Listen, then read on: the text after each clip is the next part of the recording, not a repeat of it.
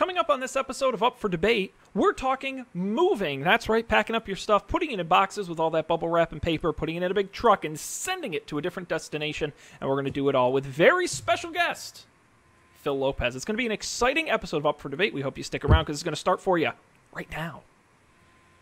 This is Up for Debate, episode number 59, recorded September 1st, 2016. Moving up, moving out. Hello, everybody. Welcome to this episode of Up for Debate, the podcast that's always going to a new destination. I'm Shaun, joined, as always, by the co-host who can always drive the semi-truck. It is Mr. Matt Mariani, and of course, we're glad that I can drive that semi-truck. You know, now that I think about it, actually, I don't know about that. I might take that You back. Already said it. You already said I could drive it. Is that legally binding? You already, I'm afraid it is. So hop on in the truck. We're going to Nevada. Okay. Stick around. We'll find out why Matt wants to go to Nevada. But before we get to that, we've got to introduce our very special guest, Matt. Yes, we do, Shaun. Our very special guest, who was our very special guest last week, but only stuck around for a few minutes. Lasted a little while, and then until the Comcast struck. Comcast strikes again. I think they're out to get us. They're trying to shut us down. Trying to shut us down. The man trying to shut us down. That's right. Mr. Phil Lopez, how are you doing? Yeah. Hello. I'm up for debate. And you know, Phil, it's just that level of enthusiasm is why we had you on and thought you'd make a great guest. And as we mentioned last week, you are our first guest we've ever had. So, two-time guest. A two-time first-time guest, which is quite an honor. You made the big time. It is the big time. And, you know, Matt, I think we've got an interesting discussion topic for this week. Yeah, that should be a good one, Shaun. It has to do with moving and moving up, moving out, and moving on to new things. Getting the ball moving. Okay. I was fearing you were going to run out of ways to use the word moving, and I may have succeeded in that fear. Move your feet. Move your feet. Get moving. Move your feet, lose your seat. I like to move it. I like to move it. No, so, you know, it's interesting, Matt, and I think the reason this came up is because recently all three of us moved, interestingly enough. Right. And we all moved differently, which I think is really interesting, right? Mine was a corporate move from Massachusetts to Texas. Matt, yours was a sort of bare bones move from New York to Virginia. And Phil had the international move. He went from Vietnam to, I'm assuming you parked in New Jersey for a little while, or did you go straight to the greater D.C. area? Yeah, we had a 1-month layover. Now I'm in D.C. So I had 2 moves in like 2 months. And you had 2 moves. And so I think we've got a wide range of experiences to talk about, all the good and the bad around moving, which is something I don't think anyone really wants to do. Unless you're a moving company and then you get paid. But I had no idea the amount of work. I guess I probably should have thought about that, but it's not something that really crosses your mind until you're in it and you start the process. It's a lot of work. And especially when you're going like across state lines and stuff, things are different and things are new in your new state.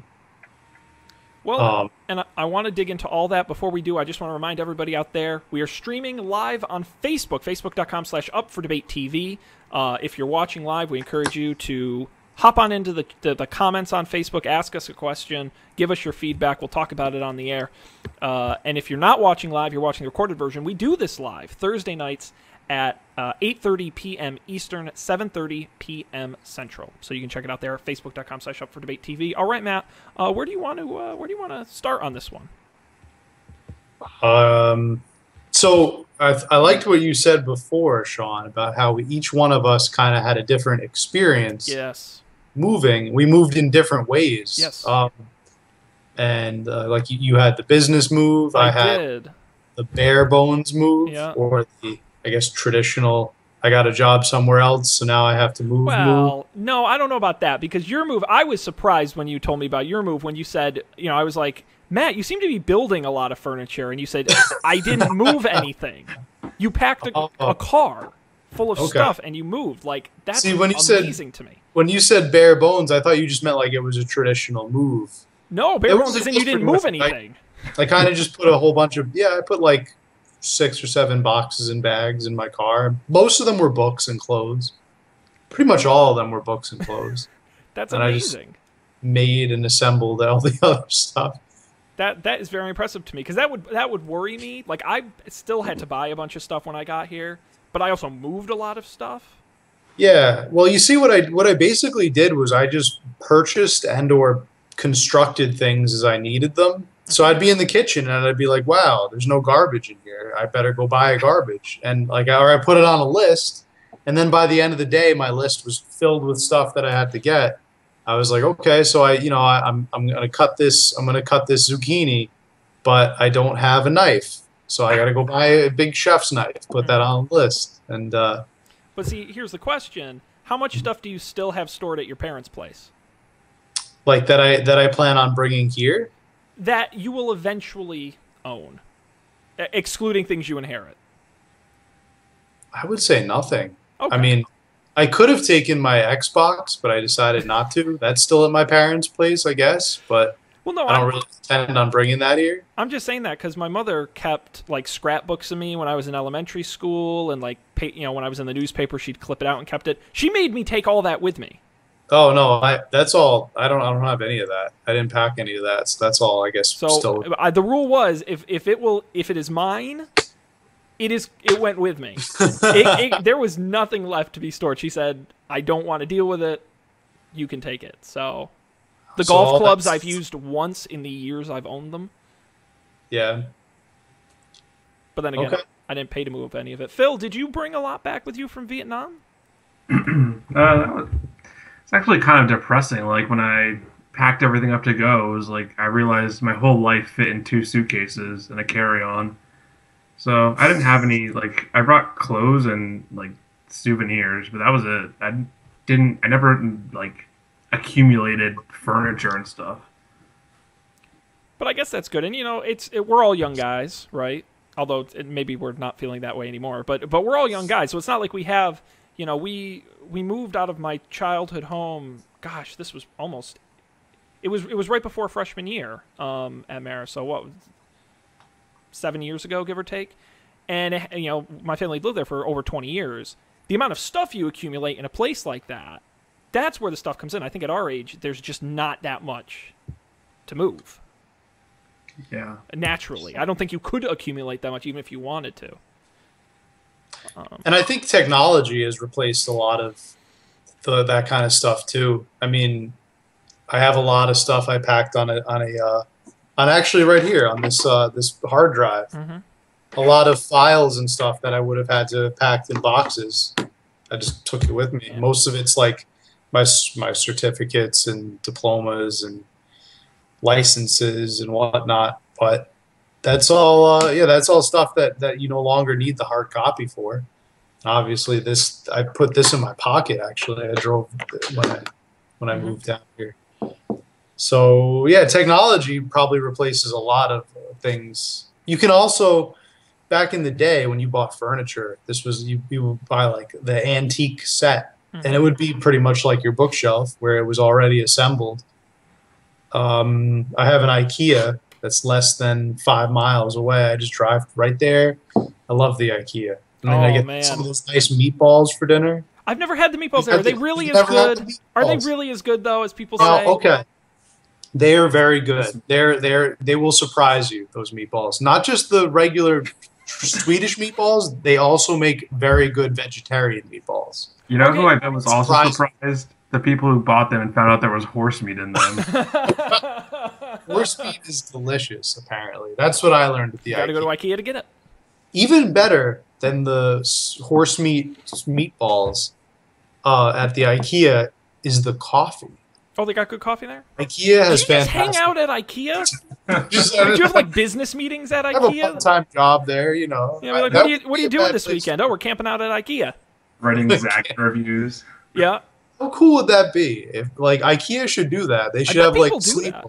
Ikea sleepover where it's just open 24-hour and like you get to like rent the space out with your friends. Or that'd be like a great way to meet people, like a mixer, like like a singles night at Ikea. Oh, that's so sad. IKEA sleepover. That's very sad, No, actually. but what's funny was when I was leaving my IKEA one time, I noticed the sign and it said the restaurant opens an hour before the store opens. Who in the morning is in such a rush to get to the IKEA restaurant that they're like, I can't wait for the store to open?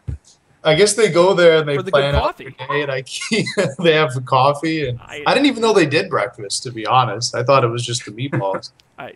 Yes, IKEA. Although they have a bunch of other stuff. They have wraps, and they have this. The wraps look very, very sad, though. I would never touch the wraps. Oh, but the meatballs. The one near me, I think it's a regional thing. The IKEA near me does cornbread for an extra $1. You can get a piece of cornbread. You haven't even lived there that long. How many times have you? He been knows to the menu by heart. Did you go in there and all the employees go, "Hey, Matt, Hey, you're back again. Weren't you here yesterday?" Oregon. Warbin. I don't know. I don't speak Swedish, but I assume that's their version of We'll good get you morning. the usual. You know it. Their usual. Oh my god, that's dangerous. Yeah, that's a tough. My favorite thing about IKEA of all time, though. So they have these books that they put on they stage these books on the bookshelves and on the coffee tables, and they're actual books, but they're in Swedish. They're all like completely in Swedish. So you open it up, and it's just got like Swedish. It's all in Swedish. The books. I cannot believe that you are the guy who tries to read the fake books that they have in IKEA. Well, all right. So I was shopping there, and I was convinced that these books have to be fake. Like, there's nothing in them. They're it's prop just like books, a little prop, right? Just so they can stage it and make you think like, oh, this is what a book will look like in my home. But no, you open it up, and there's honest to God Swedish and there's like 500 pages of it.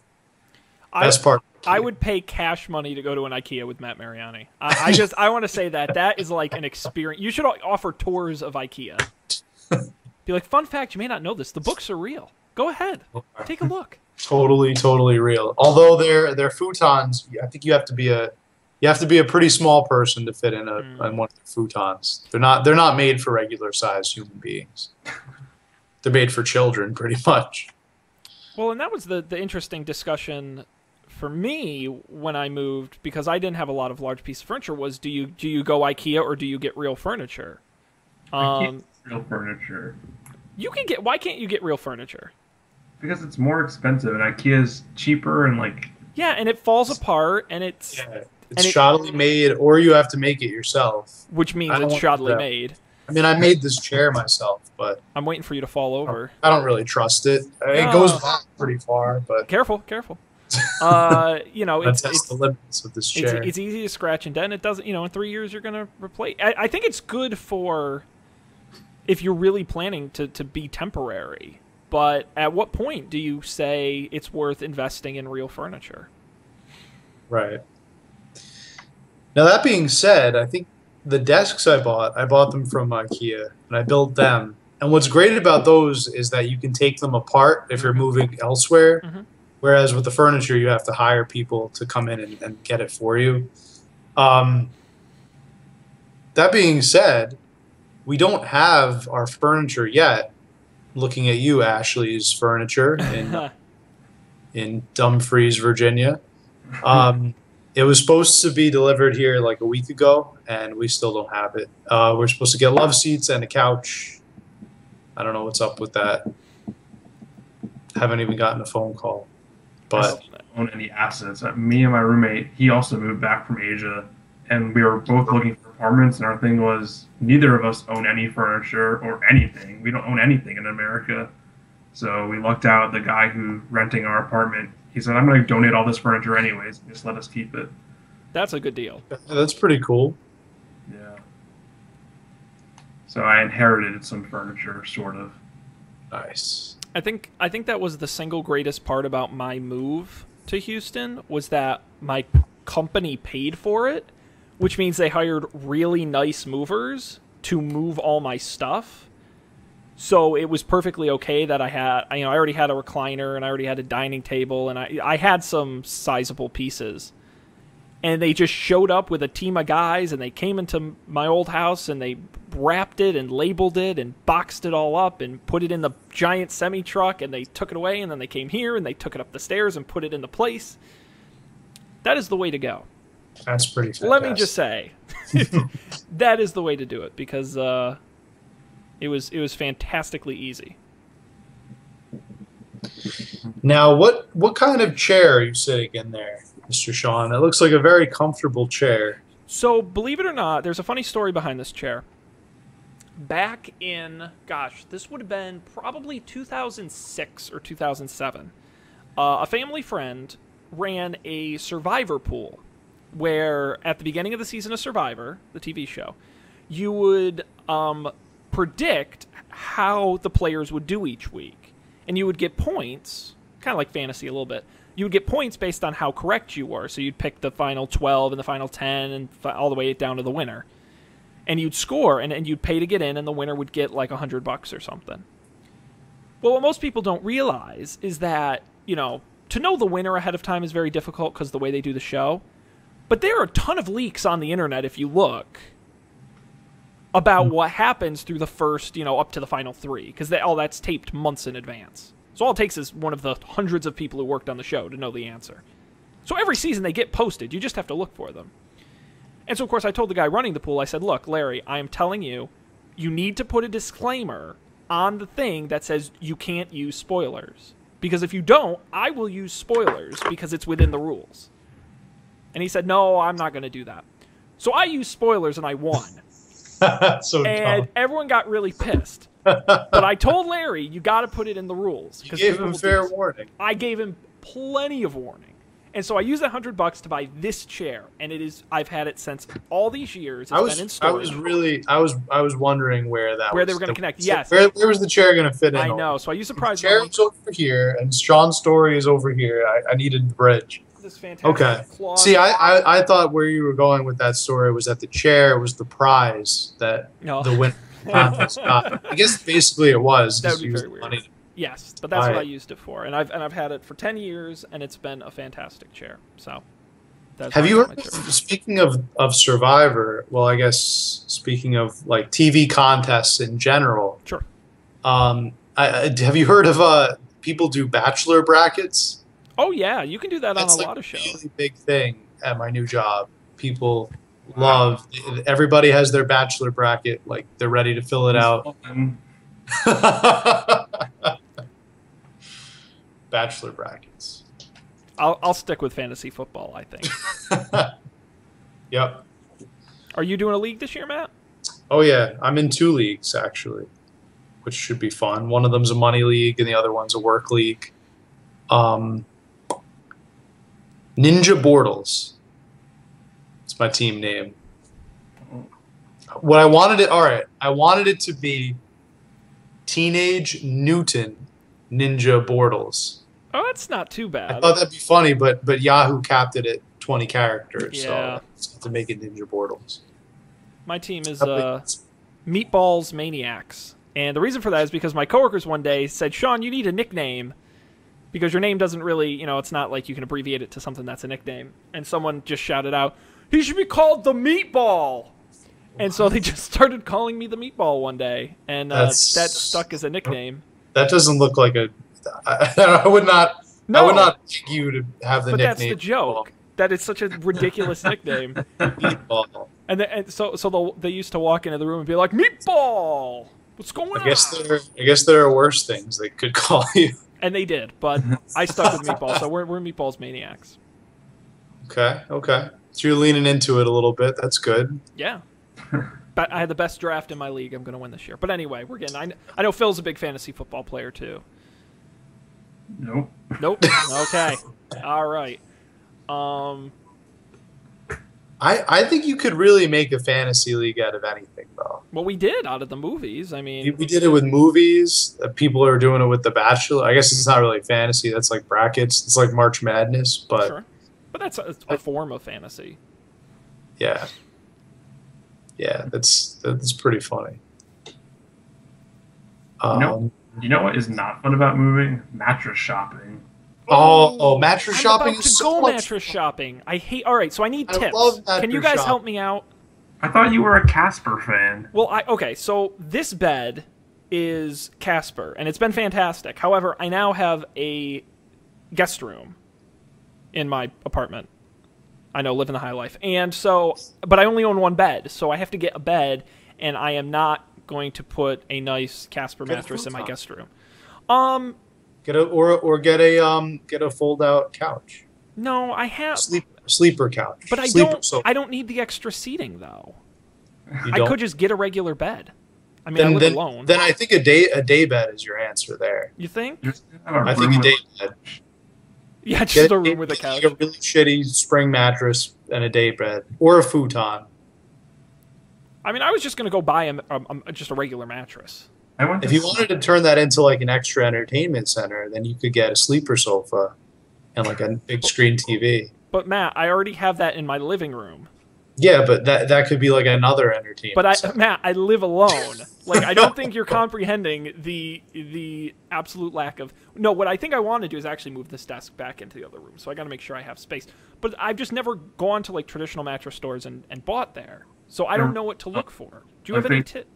They just have, like, tons of mattresses laying around. They're like, oh, go lay on it. And, like, they all feel the same. They're all the same. Did you get the guy? Have you gotten the guy that like stares at you while you're laying on it, and you feel so vulnerable?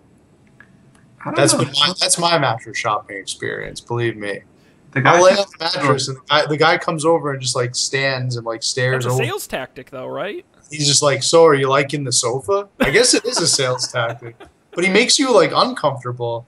Isn't he trying? Doesn't he want you to be comfortable? No, he wants to get you out of there as quickly as possible, and that means buying a mattress. Yeah, but if you buy it, I'll leave you alone. But you're supposed to like the mattress, and you can't really enjoy it with him like hunched over you, just like looking. At least I couldn't. They are all the same to me. He's just like, oh, do you feel the difference? It's like, not really.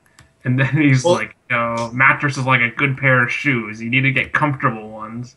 I think they all use the same pitch because that's the one. I went to a couple places and they said that same exact statement at every one of them. Like, what is the recipe for a mattress? Just like springs covered in cloth. They're all the same. Oh, hang on. Be careful, because actually there are a lot of variations in mattresses. Because you've got, of course, you've got your traditional spring. No, because you've got springs, you've got wrap springs, you've got springs with foam, you've got springs with pillow top, you've got foam latex. And you have the NASA. The one where you put the wine on one end and you jump on the other and the wine doesn't spill. And all the infomercials. And then there's the handmade mattresses, which I guess is a big thing now, where you get these artisanal companies and they actually like stuff a mattress with whatever they have in the warehouse custom just for you. But the thing is, like, okay, you buy just the cheapest mattress, and if you want a foam mattress, you put the foam on top. If you want a pillow top, you buy the pillow thing in the Walmart. They're all the same. Oh, Phil. It's all a big scam to, like, they're the biggest markup ever. Big mattress. Yeah. Uh-oh. There's a Comcast is going to cut us off again, Phil. They're all, Do they own a mattress company? Too much. We know too much. The mattress bubble in the United States is going to burst. There's too many mattress stores. That I agree with. That's true. Especially now living in a city. They ran a show about this. Yeah. I know we're the only podcast in the universe, but... That's true. Freakonomics they said I think they said like there's a mattress store every block basically. Mm-hmm. You look outside and there's like 20 mattress stores. Well, put it this way, I was just reading the dollar store market is collapsing because they had a rapid expansion following the recession and into the last year or two, and they overexpanded and now they're collapsing. And if a market can't sustain a dollar store, I don't know why you would think it can sustain multiple mattress stores. Yeah, there's a huge glut in mattress stores. I don't know why that is, though. It's so odd because a mattress it's not like something that you wear out and replace every couple months. Like, well, I guess if you buy cheap ones at a crappy mattress store, then I guess you do. I feel like a mattress is an investment. It's like, that's why I can't understand why there's so many car commercials. You know, like, buying a mattress is like buying a car, though, because the prices mean nothing. They're always just like, oh, like, I'll give you a 10% discount, or you get free shipping. Like, they don't mean anything. It's all made up. Mm-hmm. And the points don't matter. But, Matt, you got to remember, and this is a true statistic, Ford sells just an F-150 truck every 30 seconds. To who? To people in America. So just they do sell a lot of cars. You don't think there are that many people that are out to buy cars? And that's just Ford F-150s. That's I don't believe That's every 50 I don't seconds. know if I believe every that. 30 seconds. Every 30 seconds. So that's like how many a day? Well, that's 2 a minute, and there are 60 minutes in an hour, so that's 120 cars an hour. Times 24 hours is a lot. It's like 3,000 a day. Yeah, times 365, you're talking, that's less than $1 million a year, which I think they sell plenty of. So it's just when you break it down, it sounds impressive. But yeah, and the F-150 is the best-selling truck in America, so they sell more than anyone else. So anyway, that's but I think that's a fair point. And I will rep, by the way, my Casper mattress. If you're in the market for a mattress, I love mine, and I didn't have to go to some shitty mattress store. It showed up in a giant box on my doorstep, and it's awesome. You didn't get to try it out. You didn't get to try it out beforehand. But that's okay. I got 100 days, and if I don't like it, the Casper people send a truck to my house, and it takes it away. And I get my money back. Bring you another crappy mattress. No, I get my money back. No, come on. Oh, they give you your money back. They give you your money back, yeah. But they're more expensive. They are. But by the way, they're cheap for a foam mattress. That's the trick. If you're okay with coil springs, you're right. I like the foam better. I'm telling you. I don't know. I had foam for a while, and it felt like I was stuck to the mattress. Like the mattress was sinking, like I was in a pit. You know what's really fascinating? Like I was in that pit from Star Wars that eats everything. Was it the Sarlacc pit? Yeah, and see, that's what a foam mattress felt like. No, what's really fascinating is this is such a stupid conversation, but anyway, I used to live in a basement. Okay, before I moved to Houston, and in the winter it would get very cold, like sub 60 in the basement. It would get quite cold, and I noticed my mattress was really uncomfortable, and I'm like, I wonder if because it's so cold, the mattress is firming up. I wasn't sleeping as well. I've moved to Houston. I keep my apartment at 80 degrees with the central air. Whoa. It is so soft. It's crazy. You don't realize it, but that 20-degree swing can absolutely change a foam mattress's how comfortable it is. And I bet it's possible, I think it could affect inner springs as well. I mean, the metal does shrink and contract based on heat. I don't know if that 20 degrees is enough. But it is for the foam. I noticed it. It was quite interesting. Phil, you seem surprised that my apartment's that warm. Something to debate here. It is hot. Well, it's hot in Houston. Are you a firm mattress sleeper, Shaun and Phil? Firm mattress sleeper or a soft mattress? I don't like to sink in. I don't need it to be like a rock, but I do need support. Okay. Phil, care to weigh in on this debate? I got into firm mattresses when I was in Vietnam, but I think that's like not the norm here, but they become comfortable after a while, and they're not as hot, especially in the summer. Mm-hmm. How do people sleep in Vietnam? Like, do they all generally prefer firm mattresses? Usually they close their eyes. And they all sleepwalk all night, just all over the city. I don't know. I mean, if you have a mattress, then you have like a really firm mattress usually, and if you don't, you have like the bamboo mattress. Works fine. See, that's why, like, we're spending hundreds of dollars on mattresses. We don't need it. It's a strange luxury. Mm-hmm. A strange luxury. Interesting. But you gotta remember, Phil, you spend, like, more than a third of your day using it. But you don't even enjoy it when you're sleeping. You're not, like, you're sleeping. I enjoy it. Yeah. I have to say, I enjoy the mattress. And you enjoy it after you use it. It's those moments right before you're going to go to sleep, and you're, like, just drifting away, and that's when you enjoy your mattress. Mm-hmm. And when you wake up and you're like, wow, this was a great sleep. I don't think I've ever felt that. I like a more firm mattress, and I only realized it after this move when I bought a new mattress that was not as soft as I'm used to. I'm getting a better sleep with this firm mattress. I think Pillow Top is very misleading.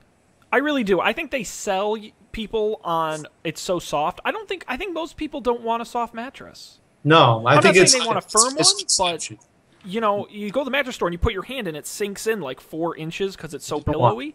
Yeah, that just sounds awful. Society has pulled us on a soft mattress. Fight the man. Fight the power. Look. Think about the marketing.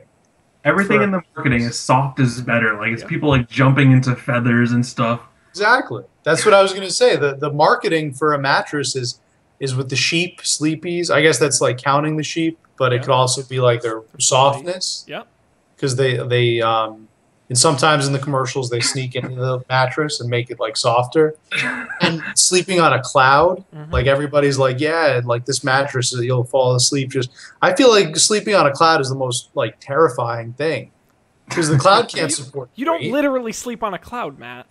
Well, I'm just. I mean, it's a metaphor. It's a metaphor. It's not even the prospect of the metaphor is not terrifying. It's not comfortable. Like a cloud would not be comfortable. You'd sink right in. You'd fall right through it. You wouldn't get a good night's sleep. And they can only do that for like. They would never do that for a firm mattress. Like somebody like diving into a firm bed. Just, like all I can imagine is someone diving into like bricks. Someone did like a belly flop into a Tempur-Pedic and like the wine doesn't move. Oh gosh, that is really funny. But I and to be fair, over the last year and a half, I've been traveling a bunch for business and staying in a bunch of hotels.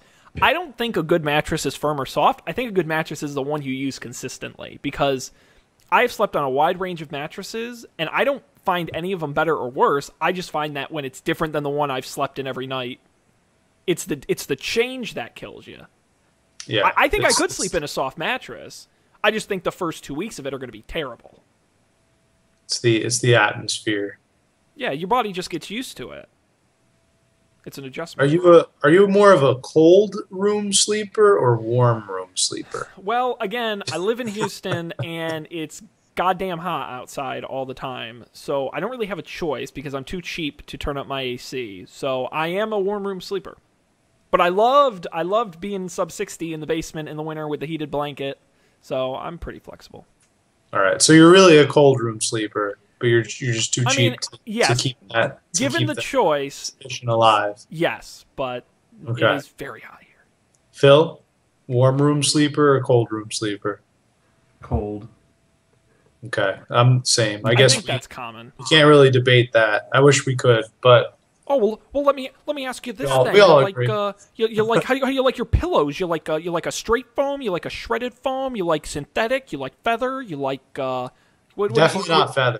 Definitely not feather. No. Feather sucks. Feather's the worst. Do not like feather. I bought you know what? I had a really nice Tempur-Pedic pillow. That's something that I left at my parents' house that I'm gonna probably have to take home next time I see them.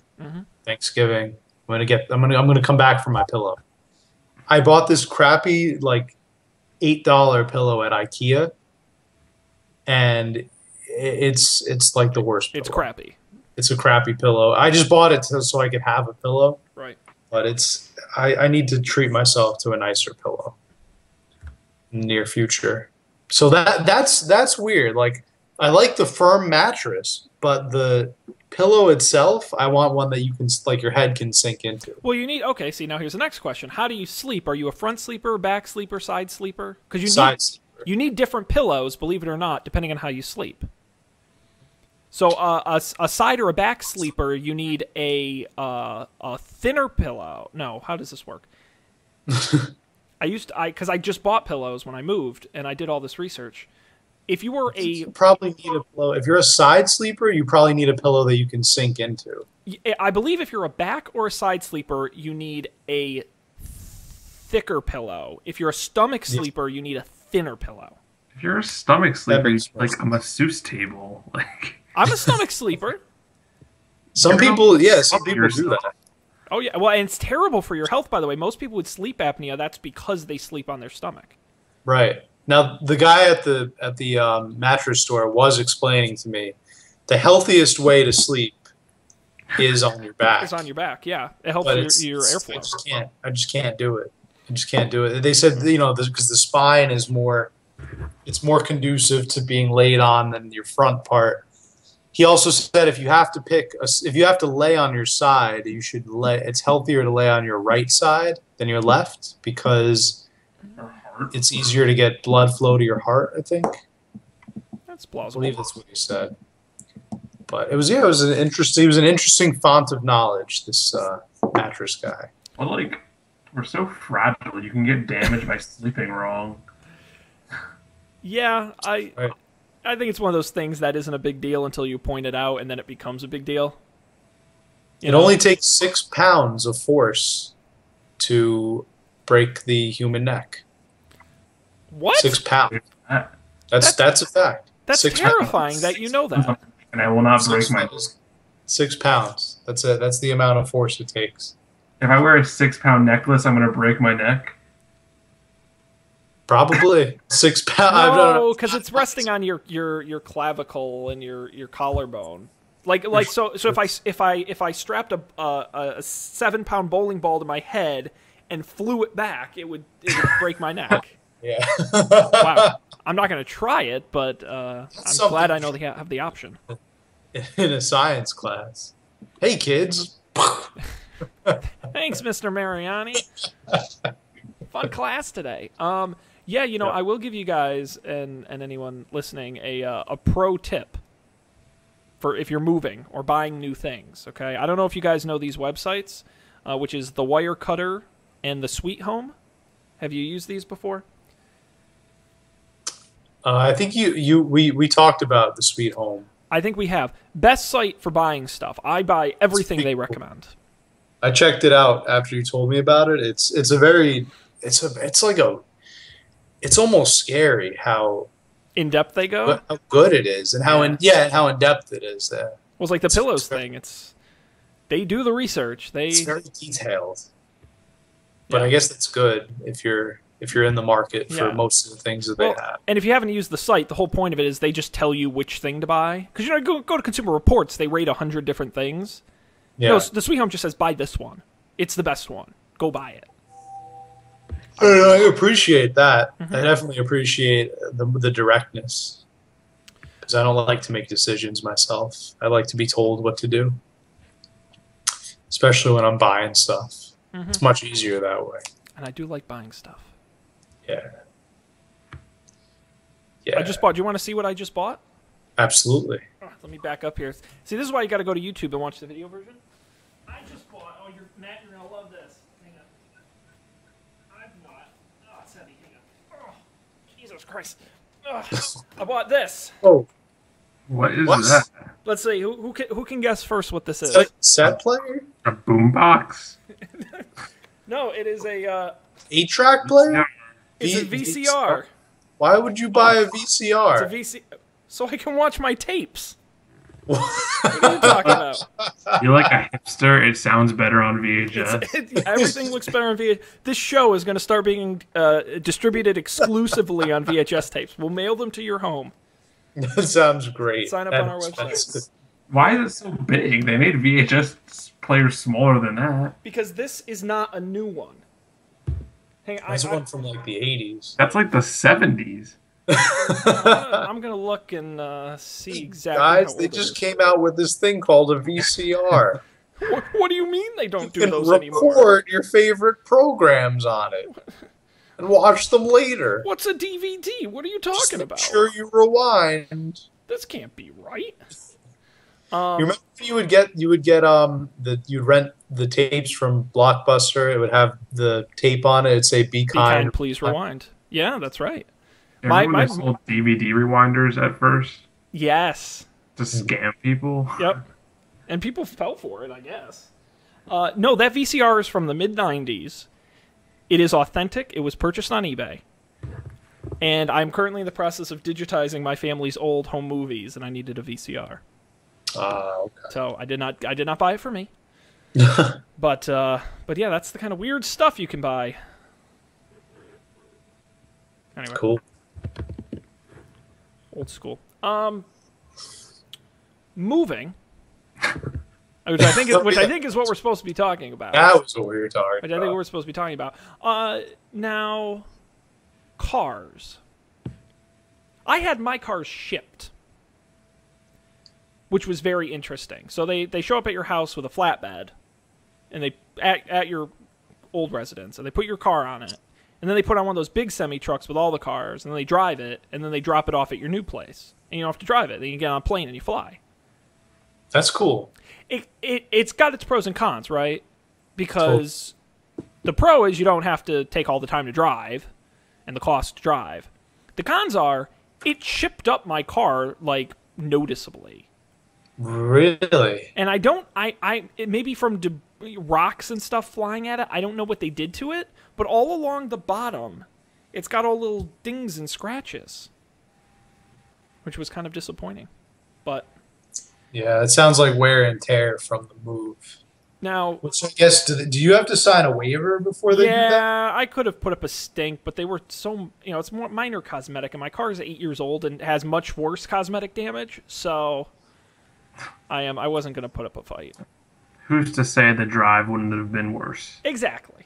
Yeah, you know what? I was just gonna say, I have to say, I think you got off easy. I think not driving your car is the ideal option for a move if you can afford it or if it can be paid for. Sure. I wish that I had that opportunity. But Drive. Virginia's not that far, though. It's not that far, but then when you have to drive through Baltimore and DC and deal with the traffic in both of those places and on the Jersey Turnpike. I love the Jersey Turnpike. What are you That's talking like about? Besides LA, those are the probably the three most traffic places in the history of traffic. And you picked a bad time DC to especially. DC is just awful. Really? To traffic, yes. Like in the city of DC, there is never traffic. At least where I live. Not in the city, but it's everybody that's coming out of the city when they leave their jobs that are in DC, and they're coming back to here, and you get all the traffic. Go on the weekend. I guess you really have to kind of plan your move around that, if you can. Mm-hmm. That would be smart. Yeah. And now, Phil, you had a pretty rockin' motorbike in Vietnam, which I'm assuming you didn't bring back with you, sadly. Sadly, because it turns out people in DC drive motorbikes. I could have had it. You would have been so cool. And a Vietnamese one, no less. I wouldn't have been very cool, but I would have loved it. So, do you have a car now, or do you still have the old Honda? No, my parents sold the car because no one was using it, and then now you have no car. You're a man with two legs. But I discovered Uber, which is mostly good most of the time, and also I can walk.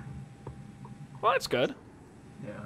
I don't think you want a car in DC anyway. It's almost like a car in New York or in any city.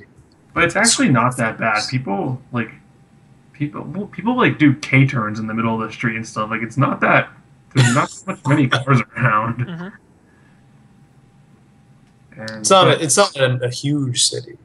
No, it's not huge. I think Fairfax is worse actually for driving. I believe it. Yeah. That's more of like your business end of the city. What about art? When you guys buy a new house, how do you decorate? That's the hardest part. That is the hardest part. That's the hardest part. I have not completed that end of the move yet. Yeah. I brought some stuff from home. Mm-hmm. Mostly like pictures and stuff, but I just don't know where to put them. Like, I have all the space now, and I don't know. I haven't gotten around to fulfilling that end of the move. I feel like most people save that part for last anyway. Sure. Cosmetic stuff. Well, you gotta know where your furniture is before you start hanging stuff up on the walls. Pretty much, yeah. Maybe after the furniture comes, I'll start doing that. Our landlord also left up all of his photo mounts on the walls. There's literally over 20 places to hang photos, and we have not one. Aw. They're expensive, though. Yeah. I will... Frames are, like, so expensive. And you got to get a print, and it's funny, so Grandma Flo, my grandmother, it sat in her unlit basement for 40 years. She bought this painting at a tag sale of the mountain that was where I lived in the Berkshires, and a beautiful painting, actually, and it was just some guy who painted it. It was very nice. I loved it, and I asked her once if I could have it as a joke, and she said, sure, take it with you. So I took it with me. I went to go see what it would cost to get it reframed, so it's a canvas painting in this awful, ugly 70s frame. No glass covering it or anything. I went to go see minimum $500 to get it reframed. Yeah, minimum. Wow. And that was for like the cheapest frame and the cheapest everything, and it went up from there. And it's not. And It's that's not big. just for the framing. That's just for the framing. That's crazy. It was unbelievable. So I agree. That stuff is. That's something I feel like you could do yourself. Well, if it wasn't If a you canvas taught how to do painting, it. Yeah. you know, I framed a lot of photo prints. I mean, like, if you went on like WikiHow and- or like how to. But to be honest, that $500, the problem's not. Well, the problem is a canvas painting for the most part. They're not a uniform size, so you can't. They have to be custom cut. They have to be customized, And but even that 500 is that's an arm. And I'm sure there's a cheaper place I shopped around. So I just left it in the shitty frame and hung it up anyway. So Okay. joke's on them, suckers. There you go. No, I've got a box of stuff that I haven't hung up, including some great prints from the Marist College archives, which are going to go up on my wall eventually, including the one I won in a contest administered by Mr. Matt there. So Fantastic. But yeah, no, I agree. That is the hardest part. Yeah, I bought a bunch of frames at Home Goods. They were like $10 each. Great and then place for frames. I went to Snapfish, and there was like 100 free prints. Mm-hmm. It was I cannot like. How do they make any money? Even like regular paying for prints is like 10 cents. Mm-hmm. There's no money in photo printing. I know we were talking about IKEA before. You know what IKEA is not great at is decorating. I don't much care for their pictures and stuff they have there. I don't know. I'm still gonna probably wind up buying like 600 or 700 of these IKEA pictures, but they're just not. I don't know. They're not as exciting. I feel like IKEA is very good at certain things, like practicality. Everything there is pretty austere, but it's pretty useful. Like, but like in terms of decorating, it's pretty bare bones stuff. That's like, I don't know. Have you guys had experience looking at an IKEA for decorations? I got for my dining table, I got a little white ceramic pot with a little fake green plant in it from IKEA, which I love, and it's kind of ugly, but I like it. But that's really the only thing, decoration-wise, that I liked there. I agree. They have a lot of good things. It's sparse. But that's why I like Phil mentioned, Home Goods is a great place for that kind of stuff. Kirkland's, which I know is a chain in a lot of cities, does a lot of decorative stuff. Kohl's actually is very good for like frames. Kohl's is very good. We decorated our bathroom with Kohl's, and that's probably the nicest looking part of our apartment right now, decoration wise. Does it have a theme? It is. It's kind of like it unintentionally became a beach theme. Every bathroom has a beach theme. That's the default. We weren't even trying. But it was very weird. Like we were like, oh, we like this little hand towel because it just happened to have seahorses on it.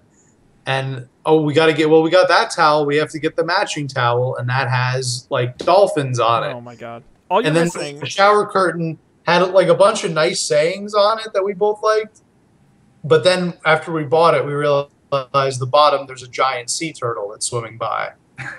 So it's like, okay, we have a beach bathroom. All now. you're missing is a framed picture of a lighthouse and a bowl full of seashells, and you're complete. And then you have every New England bathroom ever.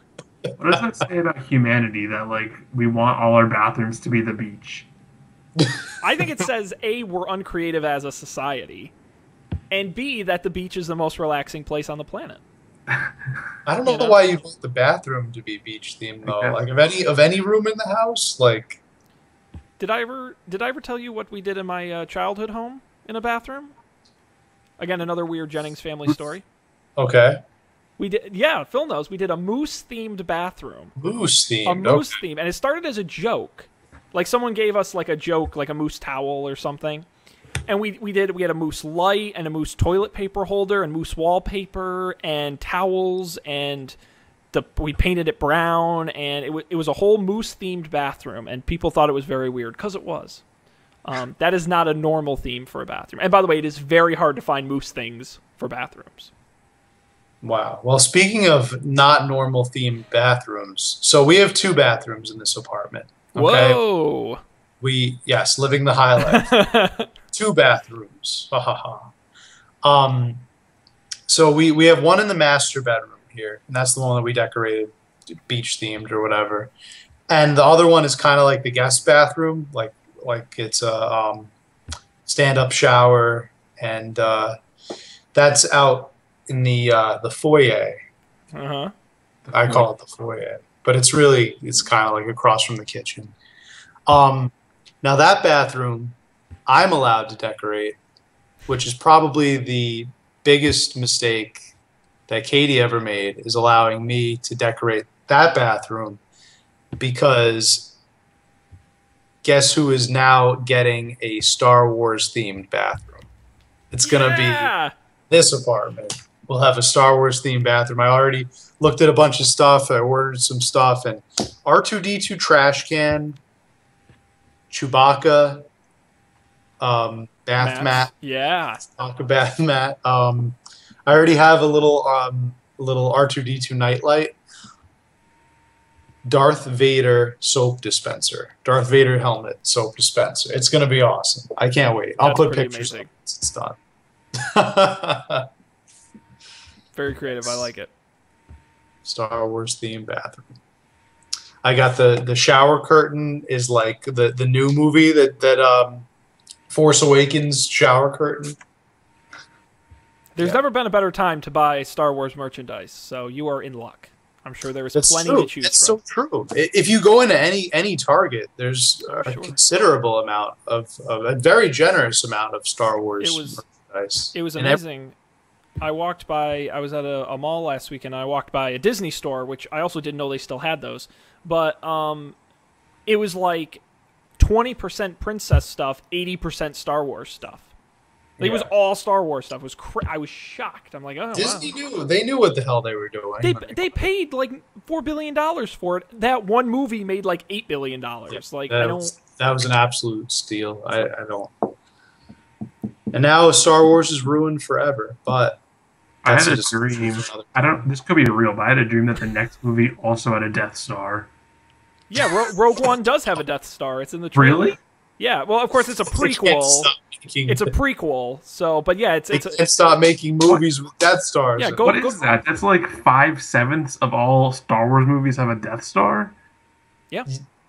I think the only one that you can argue does not have a Death Star is Empire. Right? Because in return they're building a new Death Star. They destroy it in New Hope. They're building it in 3, I guess 1, but one had one had that Trade Federation consular ship, which looked exactly like a Death Star with a big ring around it. I don't think that counts, but okay. I guess that doesn't really count. But all right, so that one and 2 didn't have a Death Star. But 3 had the plans to the Death Star. That's and then it was mentioned in the last scene. You see them building it in the background when the Emperor and Vader are like on the bridge together. And it's also like why the first one worked perfectly well, destroying Alderaan. Like why do they just need to keep like redesigning it? It worked fine. Just plug up the hole. Well, I mean they destroyed it in New Hope. Yeah. Blew it up, so they had to rebuild it. They didn't need to make it so big. I think they probably should have guarded the one weak spot it had better. Or maybe not. Maybe just not have that big weak spot. I just think it's overpowered. Like, you don't need to vaporize a planet. You just need to kill all the life on it. Like, literally, that explosion was awesome, but a bit overkill. That's a little bit more Star Trek. I think in Star Trek there would be some kind of big machine that would kill all the biological life on the planet. Oh, in Star Wars we just blow it up. And in Star Wars, just blow it down. I told you that was my favorite part. One of my favorite things about those movies was the explosions. They have really good explosions in those movies. Lucas knew how to. That's actually what he did before he started making movies. He made the special effects company. Mm-hmm. LucasArts was a it looked good. Special effects. Blew it up real good. I cheered. He liked blowing stuff up. He was like the who's the guy that blows stuff up now? Michael Bay. Yeah. Oh, yeah. Michael Bay. Oh. Michael Bay makes all his explosions on the computer. So. Oh, and they're awful. Oh, God damn, Michael Bay. Jeez. Yeah, he's awful. But that's a whole topic for another day. Gentlemen, we're just about out of time. How can that be possible? I know, the hour we just have flies so much by. time left to cover. I know. Well, we've got a little time left, so if you want to cover it, what didn't we discuss? I wanted to talk about the DMV. I'm sure we all had sucks. different DMV experiences. All Does right. it suck there too? Well, keep it brief, Matt. What was your experience? Did you have a particularly unique one? All right. Yeah, I guess I kind of did. I waited in line like all good DMV users do. I finally got my turn. I got to the front of the line. I went to the clerk, and I handed the clerk my envelope. I had a big manila envelope where I kept all of my materials I needed to switch over to a Virginia license. She goes, "Sir, your passport is not in here." And I said, "What do you mean?" He said, "I don't have your passport, and for that matter, I also don't have your social security card." And I was looking through it. I'm like, "Oh my God, where is it?" I said, I don't know what to tell you. I'm sorry. I thought it was in there." And she goes, "Okay, just don't panic. Just relax. Take a few deep breaths. Go over to the service desk. You might have accidentally left it there when you were getting your ticket. They hold it for you. We're going to put your name back on and it's going to cycle again." I went over to the service desk. It's not there. The lady there, who I just talked to 5 minutes ago, is now at lunch, and nobody's at the service desk. So I'm freaking out. I'm looking everywhere. I think somebody stole it. Somebody has my identity now. Like it's on the floor or something, and somebody picked it up. And I opened the manila envelope, and it's sitting in the bottom of the manila envelope. Yeah, that sounds about right. Sounds about right. The envelope closed in just such a way that it like trapped in obscured there. that bottom part. Damn it, I had it the whole time. So I guess that's what made my trip to the DM. Also, there were these people outside that asked me for my voter registration info, and I gave it to them. Yeah, I think that's legit. I hope that is I legit. think that's legit. Yeah. Okay. Yeah, I think so because that's just a voter registration drive. Yeah, that I makes wasn't sense. sure if that was on the level, but like if it was outside of like any given like But they didn't market, I wouldn't have done it. But because it was the DMV, But what did you give them that would be dangerous for a bad guy to have? What, your address, your date of birth? I mean, it's not like you gave me your social or anything. No, I gave them my social. They needed. You're screwed. Oh man, you're done. Those They guys are asked for it. scamming you. No, I think it's fine. I think they're legit. Honestly, it doesn't sound like they were working for the DMV or in the parking lot of the DMV. They were in the parking lot of the DMV. Well, they were all right. So That sounds kind of sketchy. Did they ask for your bank routing number? they were they were directly right next to the door of the entrance of the DMV. And like there was a security guard who was letting people into the building.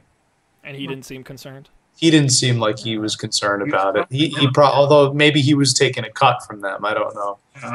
He's probably not a real security guard. He's like an actor. Yeah. Matt, damn. Now, what's interesting about voter registration here in the Old Dominion state, apparently you don't join a political party. Did you know that?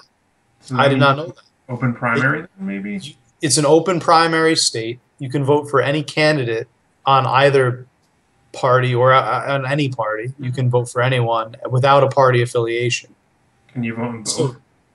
What? Can you vote in both? No, you can only vote for one candidate, but it's an open primary, and you can vote for whichever candidate you choose. Which is interesting. Yeah, in Massachusetts, for example, you when you go up, they say, "Are you a Democrat or a Republican?" And you say you have to pick one ballot or the other, and you vote on that ballot, which is interesting.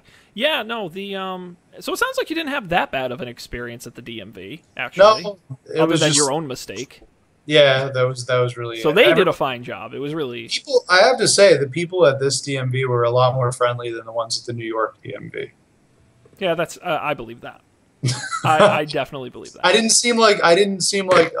I wasn't made to feel like I was inconveniencing them to such a great degree as I was made to feel at the New York DMV. Several times I had the displeasure to visit there. You know who was incredibly rude here? The post office. The post office. I have been to many post offices in multiple states. and have had generally positive experience. At worst, neutral experiences. The post office near my apartment here has the absolute rudest, like, on purpose rude, like, we don't give a fuck about you, Wow. attendants I've ever met in my life. They are Olympic level, don't give a shitters. Wow. It's kind of great. And of course, for some reason, they're rude to, I show up and I flash a big smile and, hey, how's it going? And I try and stay super positive, and they generally are okay with that. But as I'm waiting in line, like, if you have even the slightest bit of issue or problem or question, you are not getting helped. You are going to the back of the line. You are getting attitude out the you-know-what. It's like the soup Nazi. But It kind of is, and there's a couple of ladies there, and then they, like, talk shit to each other about the people. It's very impressive. It's like that. What's that restaurant you go to where they yell insults at you while you get your food? That's famous. I think it's in Chicago. I've heard of it. It's like a hot dog place, and they make fun of you, and that's their whole gimmick. It's kind of like that. It's great, but not good if you're screwing up. I don't even know. I think if I had to deal with that, I would probably just go through like FedEx. Yeah. Something. I've only gone twice. I mean, it's not, I don't go, and that was just because I had to mail some stuff. But I guess that's the reason you go to the post office.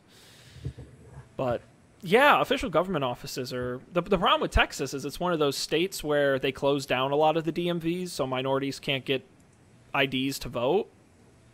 So the lines are really long everywhere. The lines are really long, so it's quite not fun, but we'll live. All right, well, we are out of time. Any final thoughts on the topic of moving? Speak now or else. I wonder what moving would look like in the future. Like, what is that supposed to mean? All right. So, how has moving technology changed in the last 50 years? I know. All right. I'll give you a perfect example. Not this time, I didn't use it this time, but when I was moving into Marist freshman year, I vacuum sealed my clothing. Are you familiar? Space bag. Yes. Yeah, those are great. Essentially, you put it in the bag and it takes all of the oxygen out of the bag, so it like basically makes your clothes like and by the way, smaller. I use that for my sweaters during the summer and stuff. I'm not convinced it saves that much space. And what it does is it makes a really dense, really heavy, like chunk of rock of clothing. Like that you can carry around. I'm very suspicious about the actual convenience of space bag. Anyway, I won't shoot you down. That's just an example I'm giving of technology that can help moving in the future. I'm wondering where it can go. A mattress. You can re-shrink your mattress. Oh, there you go, and suck the air out of your mattress. Yeah, that's a good idea. Yeah, I like that. I think what they need to do is, because one of the most inconvenient things, at least from the professional movers, is they have their cardboard boxes, and then they take all your possessions and like quadruple wrap them in paper, but like each individual item, to make sure nothing gets broken. But at the end of the day, I had a mountain of paper higher than me left over. What they should do is they should come up with like a spray, like a foam spray, and you spray it. No, I'm not kidding. You spray it in the box, and it hardens up, so it's a little soft. And you put some items, and you spray foam on top. You put some more items, and you spray some foam on top. You put some more, and so they're packed in this like rigid foam, so they're not going to move. And then when you foam. And then when you get to where you live, you spray an insolvent on it, and it dissolves away. Wow. That's chemistry at work. I bet you the paper's cheaper. Oh, paper's cheaper and far easier, but that's not the point. All right, Shaun, we're moving you from the marketing department to the R&D department. To the R&D, with the chemists, the scientists. Yep. Yeah, you're going to be the scientist. They don't let me near that equipment for good reason. And an accident waiting to happen. I couldn't brew beer. They're not going to let me. They're not going to let me near. You'll be the ideas man, but you're going to be the ideas man in research and development. In the other building, nowhere near the scientists. Yes, that's exactly right. Well, I think we had a fantastic discussion, and you know why that is? Because we had special guest Phil Lopez. Phil, thank you for being here. I hope you had as much fun as we did. So fun. Thank you. Again, I totally believed you. Up for debate. And Phil's up for debate, and we appreciate Phil. We'll have you back. Anytime you want to come on, you have a topic you want to discuss, our door is always open. Okay. So, think about that. In the meantime, if you're out there watching, thank you. But you can always get more at our website, upfordebate.tv. Go there. All of our episodes, past, present, and future, will be there, audio and video included. And you can click the subscribe button. And if you go there, it gives you links to all the places you can find the show, including the following: iTunes, Stitcher Radio, TuneIn Radio, Google Play Music, SoundCloud, YouTube for the video, which looks fantastic. I recommend putting up on the big screen. It looks great.